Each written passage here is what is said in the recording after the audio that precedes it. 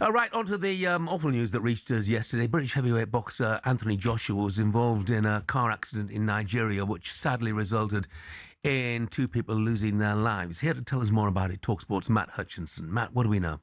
Thanks, Jeff. Good morning. Yeah, awful news emerging yesterday, as you quite rightly touched on there. Just to give some context for any of our listeners and viewers who don't have the full picture, it happened on a major road near the Nigerian city of Lagos.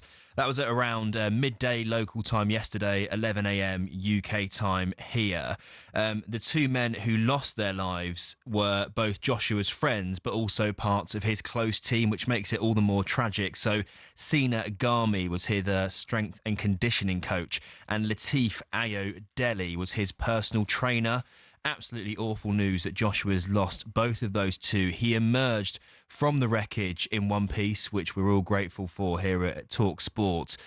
For context as well, the Nigerian officials say the black Lexus they were in collided with a stationary red truck. It was on this Lagos to Ibadan expressway. It's known as one of Nigeria's deadliest roads, with particularly heavy traffic, Jeff, at this time of year, as many Nigerians are heading back to their home country to spend some time with their loved ones over the festive period.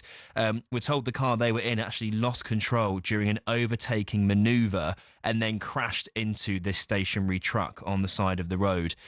Pictures circulating on social media after the crash show a crowd of onlookers then gathering around the wreckage. Joshua then emerging from that vehicle, and many people who have seen that on the back pages of many national newspapers today, and the front pages actually.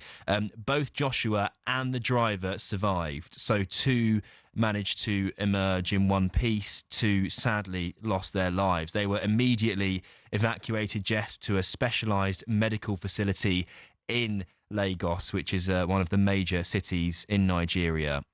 AJ, Anthony Joshua, he was born in Watford but has family roots in southwest Nigeria, so that's why he was there, probably seeing loved ones after his well-publicised fight with the American YouTuber Jake Paul. That was only around 10 or 11 days ago. He was seen on TV screens on Netflix across the world, and some quite touching tributes paid to Joshua and his loved ones in the last 24 hours.